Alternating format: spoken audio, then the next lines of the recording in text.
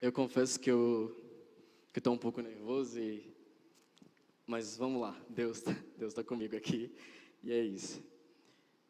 Bom, meu nome é Jonathan, eu tenho 22 anos, e desde quando eu tinha mais ou menos uns 13 anos, que eu me entendo por gente, eu sempre sofria muito com distúrbios alimentares. Eu sempre fui aquele adolescente que chegava no espelho, se olhava e via uma visão distorcida daquilo que estava na frente do espelho. O espelho, ele sempre foi o meu maior inimigo. E o tempo foi passando, e isso que eu tinha lá dos 13 anos, isso veio me acompanhando. No ano passado, no ano de 2019, isso começou a piorar, isso fluiu muito dentro de mim.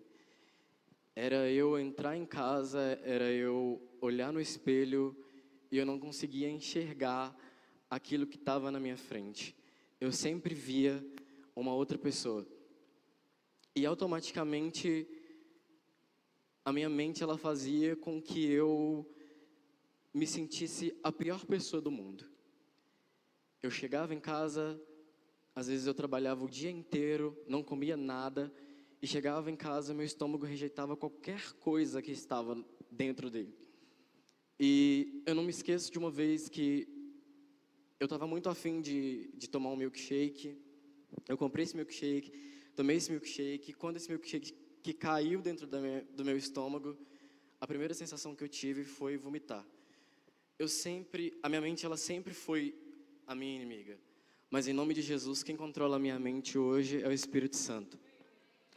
E eu ficava olhando no espelho e falava, nossa, eu preciso perder mais quilos, eu preciso ficar com 50 quilos, e eu estava pesando já 57, e eu queria diminuir, eu queria diminuir, eu queria diminuir. Eu olhava no espelho, não gostava do que eu via. As pessoas me chamavam para almoçar, me chamavam para, vamos sair, e às vezes eu saía, porém, quando eu chegava em casa, tudo aquilo que eu tinha comido ia embora. E aí eu comecei a ver que eu precisava de mais. Eu queria emagrecer mais. Eu já não comia. Eu ficava fraco o dia inteiro, e eu lembro que eu disse para mim mesmo, você precisa de mais, você precisa emagrecer mais, você precisa emagrecer, você precisa emagrecer, você precisa emagrecer. E aí eu lembro que aconteceu um episódio que uma menina que trabalhava comigo, ela comentou, eu conheço uma pessoa que ela está vendendo um remédio, e esse remédio ele é feito de ervas caseiras, e eu fiquei muito interessado, comecei a ler sobre esse remédio, e ele era muito caro, e eu falei assim, não, eu vou comprar, eu quero esse remédio porque ele vai me ajudar.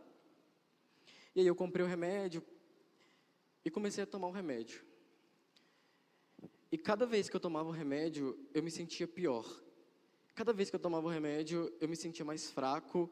Cada vez que eu tomava o remédio, as minhas emoções, elas oscilavam mais. Cada vez que eu tomava o remédio, meu estômago doía mais. Eu não sentia fome, mas para mim estava tudo bem. Eu estava ali tomando aquele remédio, então estava tudo bem. Eu estava emagrecendo, eu ia na balança, já tinha perdido gramas. Eu ia na balança, eu tinha perdido quilos. E teve um dia que eu dei a loucura de tomar 2 comprimidos seguidos. E eu estava vindo embora do serviço para casa, e eu lembro que as minhas vistas elas começaram a escurecer, e tudo ficou preto, e a única sensação assim que eu lembro foi de ter me apoiado no chão e ter visto tudo rodar. Tudo rodava, tudo rodava, mas dentro de mim alguma coisa falava, para de tomar esse remédio. E eu ficava, não, é só efeito do remédio. E aí, cheguei na empresa, nos outros dias, nas semanas seguintes, e uma menina comentou, assim, comigo, você está sabendo que aquele remédio que você está tomando, passou no Fantástico, que ele é proibido pela Anvisa, que ele é um remédio adulterado e que ele tem vários componentes que são à base de drogas mesmo? E eu fiquei assim, não, esse remédio é feito de ervas, ele é supernatural. Ela, você tem certeza? E todo mundo à minha volta falando, toma cuidado com esse remédio, toma cuidado com esse remédio, não toma esse remédio não. E eu continuei tomando esse remédio, continuei tomando esse remédio. E aí veio as consequências de eu ter tomado esse remédio.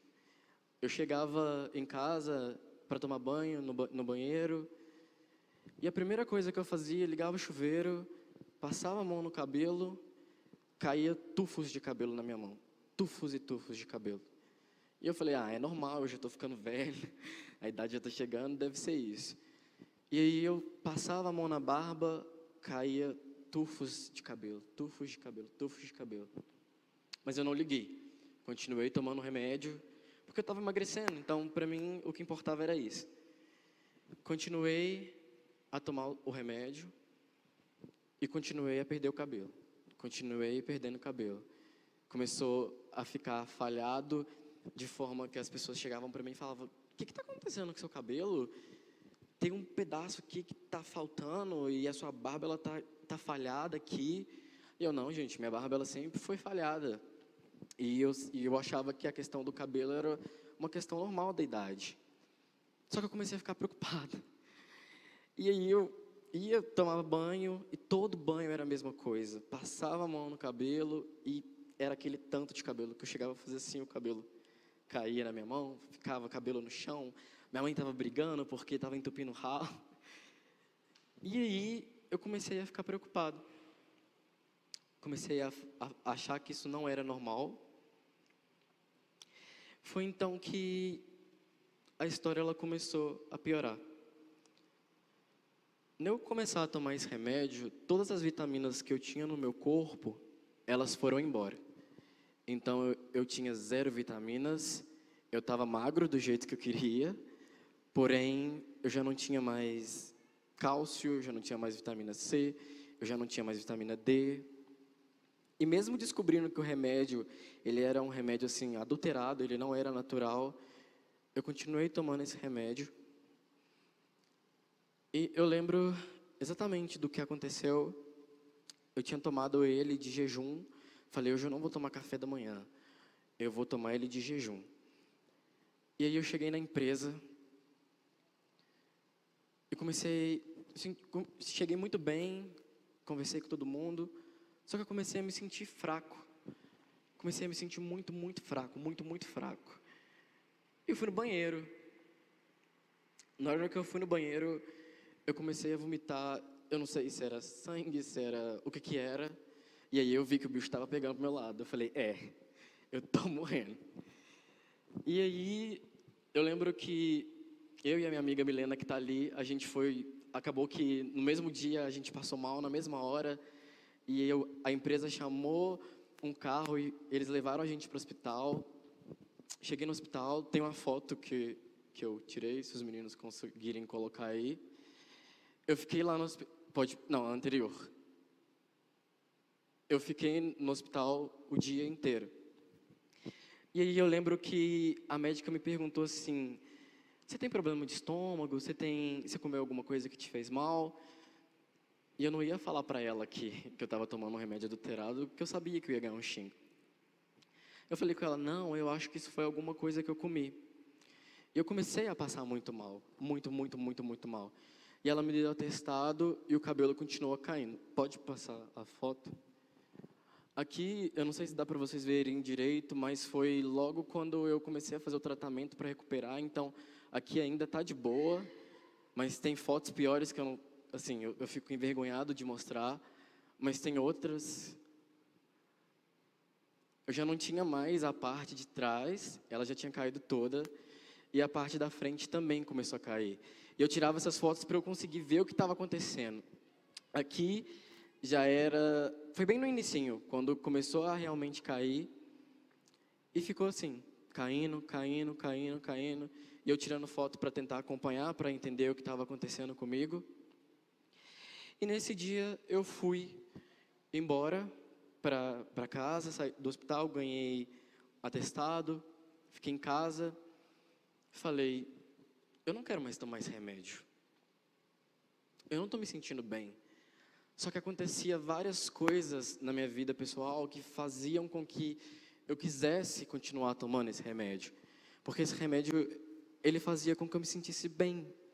Assim, né, olhando no espelho, eu tô magro, então eu tô bem. E aí, conversando com uma amiga minha, ela me falou que estava fazendo terapia e me falou das mudanças que ela tinha tido com o terapeuta dela. E eu falei, não preciso disso não, eu sou a pessoa mais bem resolvida que eu conheço, pensando comigo mesmo. Não preciso de terapia não. E aconteceu um fato que acabou que eu fiquei viciado no remédio. E quando eu não tomava ele, as minhas emoções, elas faziam assim, ó, pá, pá. Na mesma hora que eu estava muito alegre, eu ficava muito para baixo.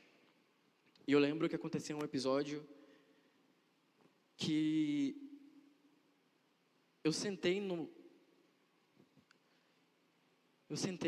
perto do metrô e falei com Deus, Deus, me leva, porque eu não estou aguentando mais ficar aqui na Terra. Eu acho que não tem um propósito para mim mais. Eu acho que para mim acabou. Eu não tenho mais o que fazer. Para mim é isso, acabou. E na hora a gente pensa besteira. Mas eu senti a voz do Espírito Santo tão forte naquele dia. Mas tão forte naquele dia que eu lembro que eu não sei como eu consegui chegar em casa de volta. A única coisa que eu lembro é que eu estava sentado no chão do metrô e de repente eu já estava na minha casa. E eu falei, vou começar a fazer terapia. E nisso eu já estava afastado da igreja, não tinha mais comunhão com Deus, e mesmo assim Ele cuidava de mim em todos os momentos. E aí eu falei, não, vou marcar terapia. Marquei a primeira sessão da terapia, fui direitinho, o terapeuta virou para mim e falou assim, vou deixar aqui uma caixinha de lenço, se você precisar. E eu, mais uma vez, com a minha arrogância, virei e falei, pensei comigo, eu precisar de lenço? Esse cara tá achando que ele vai fazer eu chorar aqui no primeiro momento? E aí eu lembro que eu gastei a caixinha de lenço dele inteira, de tanto que eu chorei. E eu comecei a fazer terapia, eu ia toda semana, mas eu sentia que eu estava precisando de alguma coisa. Eu sentia que ainda estava faltando alguma coisa. Não desmerecendo o trabalho do terapeuta, que foi um trabalho assim sensacional, mas eu queria mais. Eu queria muito, muito mais. Eu estava bem, a minha mente estava bem, mas eu sentia falta do Espírito Santo. Eu sentia falta de Deus. E eu passei o feriado do carnaval inteiro num retiro que durou 5 dias. E nesse seminário o tema foi esse versículo que eu li. E nesse seminário eu recebi a cura que eu tanto queria. Eu já estava me tratando, porém a cura de Deus ela chegou para mim. E foi um processo até hoje muito muito difícil, porque quando a gente é ser humano e a gente tem pessoas que machucam a gente tem pessoas que partem o coração da gente, é difícil da gente liberar o perdão. Mas eu aprendi uma coisa, que quando a gente perdoa, a gente se liberta. Quando a gente perdoa, a gente consegue encontrar novamente o Espírito Santo. Então, às vezes, a gente passa por situações, a gente passa por pessoas na nossa vida que vêm, deixam marcas, e a gente não entende por que aquilo ali está acontecendo. Mas hoje eu entendo. E, às vezes, quando alguém falava comigo, não, você está passando por isso, que é só para você aprender uma lição. E eu falava, não quero aprender lição nenhuma, eu estou bem assim, não quero aprender nenhuma lição. E eu aprendi uma lição, que o perdão, ele é o melhor caminho. Eu sei que é difícil perdoar as pessoas quando elas nos machucam, quando elas nos ferem, mas o perdão, ele é o melhor caminho. E eu continuei a fazer a terapia, me afastei das redes sociais, voltei a ir à igreja, só que para mim eu não estava satisfeito. Eu vi que Deus tinha me dado uma segunda chance. Então eu falei, eu não vou desperdiçar essa segunda chance. Eu preciso fazer alguma coisa, não para mim, mas pelas pessoas. E aí, eu estava um dia no meu serviço, e estava tendo um período de chuva muito forte aqui, em várias cidades de Minas Gerais. E eu entrei no Google e vi que a cidade do meu pai foi uma das cidades que mais tinham sido afetadas pela chuva. E aquilo ali ficou na minha cabeça. E eu nunca era uma pessoa assim, de me importar muito com isso, porque estava longe de mim, eu não chegava aqui, então eu comecei a pensar. Falei, eu preciso fazer alguma coisa. E Deus soprou muito, muito profundo assim no meu ouvido. Você vai criar uma ONG.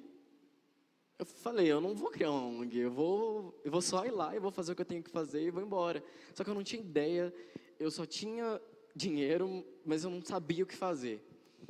E aí eu conversei com meu pai e falei, pai, eu preciso ir na roça. Eu preciso ir na roça. Ele não entendeu nada, nada, mas eu falei, eu preciso ir na roça. Ele falou, eu consigo ir só semana que vem. E nesse período, a minha mente ela começou a ter várias ideias. E eu fui juntando os meus amigos e falando, tem como você me dar um sabonete? Tem como você me dar uma pasta de dente? Tem como você me dar uma escova de dente? Tem como você me dar um shampoo? E no final eu consegui arrecadar várias coisas que eu olhei assim e falei, meu Deus, o que eu vou fazer com isso tudo? E meu pai olhou assim para mim, o que você vai fazer com isso tudo? Eu falei, pai, a gente vai ajudar aquelas pessoas que estão lá na roça. Porque quando eu estava na frente do computador, lembrando das coisas que tinham me passado, que eu tinha quase morrido, que eu tinha perdido meu cabelo, eu lembrei que Deus me deu uma segunda chance. E eu também lembrei da minha avó. A minha avó, ela é uma senhora que ela deve bater aqui em mim, assim, mais ou menos. E ela mora nessa cidade onde a gente foi fazer esse trabalho missionário. E lá nessa cidade, nessa roça, existe um rio. E nesse rio, faltando um mês antes de eu nascer, ela perdeu os 2 filhos dela de uma vez, afogados. E ela foi para essa cidade fazer um trabalho missionário. Ela largou tudo aqui e foi para a cidade fazer um trabalho missionário. E eu fiquei me questionando, por que minha avó estava naquele lugar que trazia tanto sofrimento para ela, que talvez trazia tantas lembranças. Ela perdeu 2 filhos lá. Eu comecei a pensar. E Deus falou muito claro comigo, que quando a gente volta no passado, é para a gente se curar. O passado ele é um lugar de referência. O passado não é um lugar para a gente ir e ficar. A gente se cura ficando no passado. Porque a gente não vai mais querer voltar, a gente não vai querer mais fazer as coisas que a gente fazia no passado. E eu lembro que a gente foi eu, um amigo meu, chegando lá, o carro não queria subir, porque a ponte tinha caído, tinha muito barro. E eu comecei a ficar preocupado, porque eu falei, o que eu vou fazer aqui? Aqui não tem nada, aqui não tem internet, aqui não pega celular. E a gente foi batendo em casa. As casas lá, elas são distantes umas das outras, eu andei muito, e a gente foi entregando os kits que eu mesmo montei, eu e meu amigo, a gente foi entregando um kit para cada casa. E parou um grupo de meninas perto de nós e falou assim, vocês não têm ideia do quanto que a gente precisava desse sabonete. Na hora que aquela menina falou aquilo comigo, eu fiquei assim, meu Deus, eu tenho tudo lá na minha casa. Eu tenho os meus amigos, eu tenho acesso à internet, eu tenho luz, eu tenho água, eu tenho telefone, eu tenho família. E na hora que aquela menina falou aquilo comigo, eu falei, eu sei por que eu tive que passar por tudo aquilo. Voltei para Belo Horizonte, depois dessa viagem, a gente fez assim, um trabalho incrível lá. A minha avó, ela mora lá agora, ela tem um trabalho missionário todo sábado, que ela também ajuda pessoas lá, tanto espiritualmente, pessoas que chegam lá. E eu aprendi muito naqueles dias. Foram assim os dias mais decisivos da minha vida. Cheguei na empresa, pedi demissão, porque Deus falou comigo, você vai tirar um tempo para você. Pedi demissão e eu achei assim que eu ia perder todos os meus direitos, que eu estava lá já tinha 2 anos. E eu lembro que a chefe virou no meio da reunião e falou assim, gente, é o seguinte, tá chegando uma pandemia aí no Brasil e a gente vai precisar desligar algumas pessoas, quem quer ser desligado?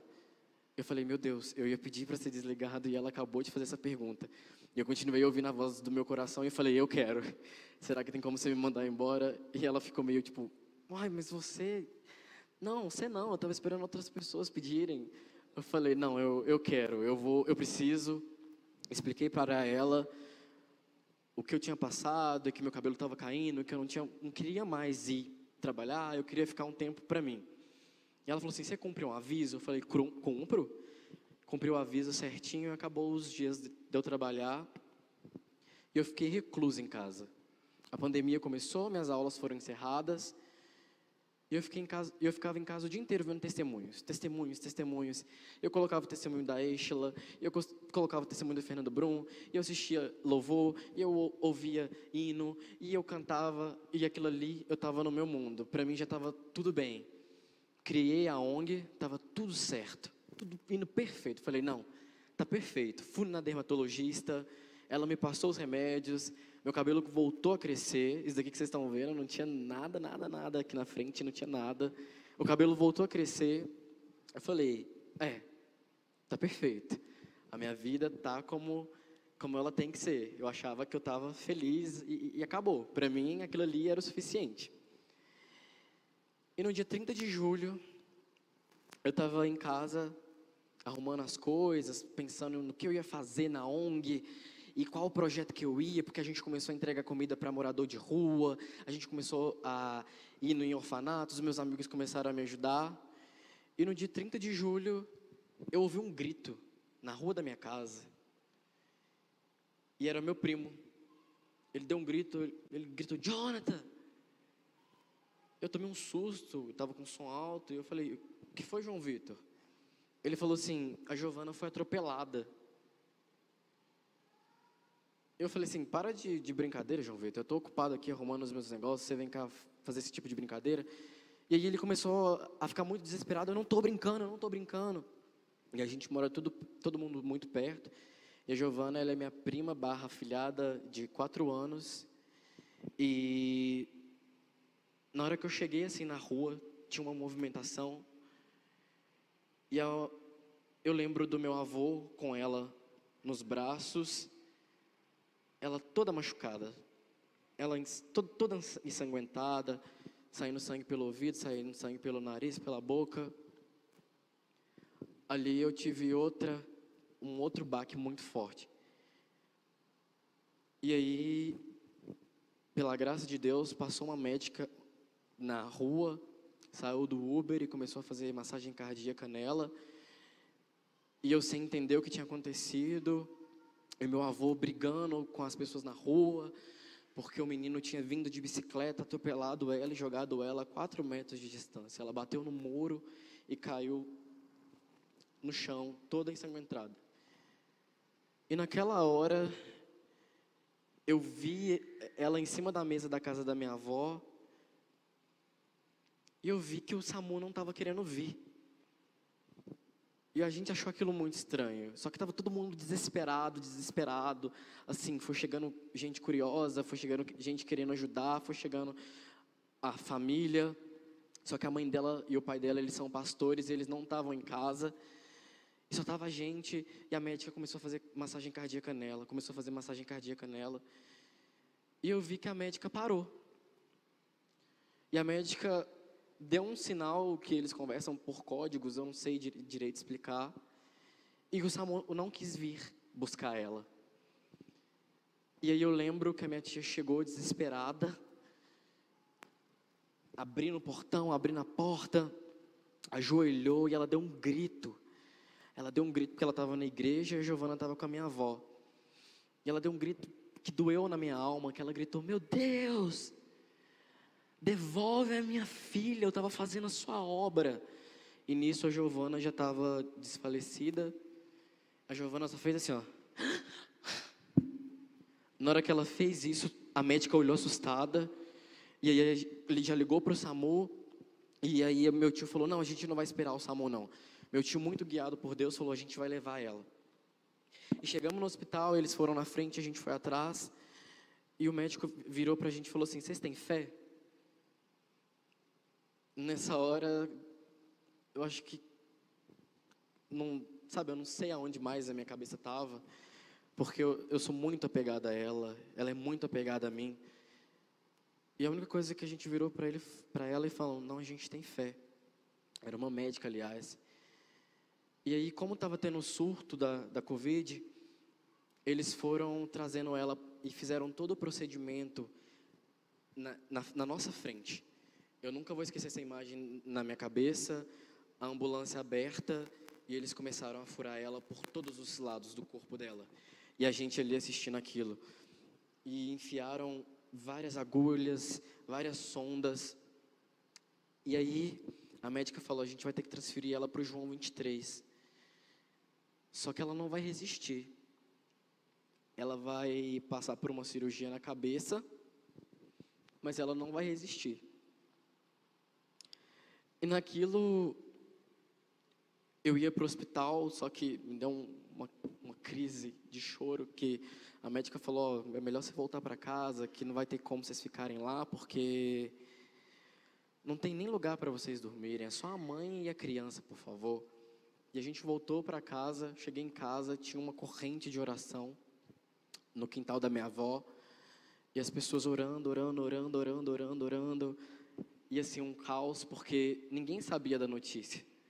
Só eu que tinha escutado, só eu que estava lá. E todo mundo acreditando que ela estava bem. E eu virei para minha tia e falei, minha tia chama Shirlane, virei: Shirlane, a médica falou que a Giovana vai passar por uma cirurgia na cabeça agora, mas ela não vai sobreviver.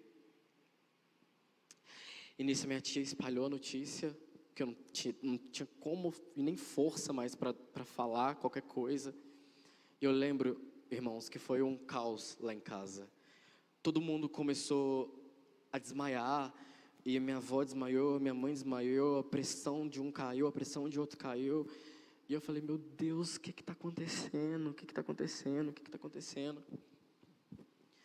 E a gente passou uma noite sem notícia. Só que ninguém conseguia dormir, a gente só pensava na Giovana, porque ela é a mais nova, assim, a segunda mais nova lá em casa, ela é uma menina muito esperta. E a gente só pensava na Giovana, só pensava na Giovana, só pensava na Giovana. E a gente com aquela palavra negativa do médico, que ela não ia sobreviver, mas de um lado a gente crendo muito no poder da oração e crendo muito no poder do Espírito Santo. E eu lembro que eu não tinha mais como orar, eu não sabia falar mais com Deus. A única coisa que eu fazia era louvar e chorar, louvar e chorar. E meu tio ligou o telefone, eu passei esses dias na casa da minha avó, por parte de mãe, e o telefone tocou. E meu tio falou assim: tem uma notícia boa para dar para vocês, espalha aí. A médica falou que a Giovana ia ter que operar a cabeça, porque ela estava com vários picos de sangue no cérebro, mas a médica fez uma ressonância magnética e ela não tem mais nenhum pingo de sangue. Ela ainda está entubada, mas ela não vai precisar mais operar a cabeça. E aquilo ali já foi um alívio para a gente, porque a médica falou: vou operar a cabeça dela, a menina não vai mais sobreviver. E aí os dias foram passando, e a Giovana entubada. Cada hora a gente recebia uma notícia diferente. Não, que a Giovana não vai mais falar, que a Giovana não vai mais andar, que a Giovana não vai mais brincar, que ela não vai conseguir mais fazer nada. E aí o acidente foi numa segunda, se eu não me engano. No sábado, meu celular toca, chegou uma mensagem da minha tia, mãe da Giovana, no meu celular. Eu falei: uai, minha tia deve estar precisando, será que ela está precisando de uma coisa? E a Giovana, ela é pequenininha, então ela não sabe falar o meu nome. E a médica falou que ela não ia mais falar. E aí minha tia me mandou um áudio, eu achei estranho, peguei o celular, ouvi o áudio. Era um áudio da Giovana falando assim: oi, Jonathan, estou morrendo de saudade. Na hora que eu ouvi aquele áudio, eu comecei a chorar sem parar. E aí eu comecei a chorar e eu não conseguia falar. E todo mundo veio desesperado, achando que era uma notícia ruim. E eu mostrei o áudio para todo mundo. E todo mundo começou a chorar, todo mundo começou a chorar, todo mundo começou a chorar. E parece que a nossa fé, ela foi reavivada. E aí, a médica falando: a Giovana não vai mais andar. E a gente falando: não, ela estava morta, né? Ela morreu, ela ficou morta por 15 minutos.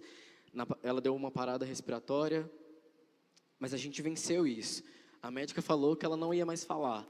A gente venceu isso. Em nome de Jesus, ela vai andar. Minha tia, com o passar do tempo, minha tia mandou outra mensagem para mim. A Giovana sentadinha, passando esmalte, brincando com as bonecas, falando, andando para cá e para lá, tirando o soro que colocaram nela, falando por que ela estava ali, que ela queria ir embora. E aí eu lembro que esse período todo durou uma semana, mas parecia que eram meses. E minha tia não queria contar pra gente que a Giovana ia receber alta, porque no dia que ela recebeu alta, um dia depois era aniversário dela. E aí minha tia falou, ó, se o médico liberar, a Giovana recebe alta hoje. E a gente achou que era brincadeira, porque a menina estava do jeito que ela estava e ela ia receber alta. E foi dito e feito. Ela chegou em casa, assim, todo mundo esperando ela estava se achando uma celebridade, mandando tchau para mim. Ela deu um grito do carro, falando assim, gente, está todo mundo com saudade de mim? E todo mundo ficou assim, ai, Giovana, não acredito que você está aqui de novo. E para a honra e glória do Senhor Jesus, ela está, assim, terrível não, ela está abençoada. Ela pula, ela brinca, vão passar esmalte, vão brincar com o Theo. O Theo é o nosso cachorro, vão brincar com o Theo. E aí esses dias eles foram consagrar o pai dela e a mãe dela na igreja que eles assumiram. E a pastora falou assim, não, vamos receber aqui a pastora Vanessa e o pastor Wesley. Aí a Giovana no meio do culto. E a pastora Giovana esqueceu de mim, de 4 anos. E assim, foi um dos maiores milagres que eu presenciei na minha vida. E quando aquilo ali tudo passou, eu entendi que às vezes colocar o meu problema de lado e dar atenção para o problema dos outros, Deus começa a agir na nossa vida. Quando eu larguei os meus problemas um pouquinho de lado, comecei a dar atenção para minha família, comecei a dar atenção para os moradores de rua, comecei a dar atenção para as crianças as crianças dos orfanatos, Deus foi me curando, Deus foi me curando, Deus foi me curando. E eu já olhava no espelho e falava, nossa, mas você está bonito hoje, hein? Eu comecei a olhar no espelho e ver meu cabelo crescer. E eu comecei a olhar no espelho e não ter mais medo de comer nada. E eu vi que realmente Deus fez a obra completa na minha vida. E eu achei que para mim estava tudo bem. Eu cheguei aqui nessa igreja, ouvi a pastora falando sobre propostas e propósitos. E isso ficou muito na minha cabeça, muito na minha cabeça. E eu comecei a dizer não para as propostas, realmente.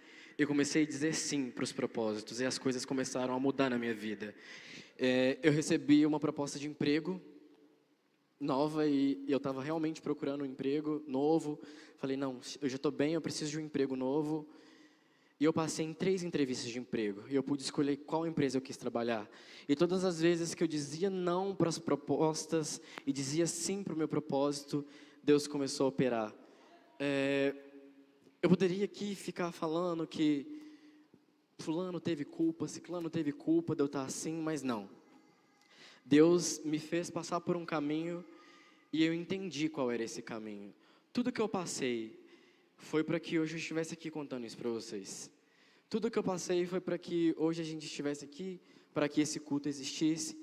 Então, a coisa que eu peço para vocês é que tenham empatia com o próximo, mas também tenham empatia com vocês mesmos.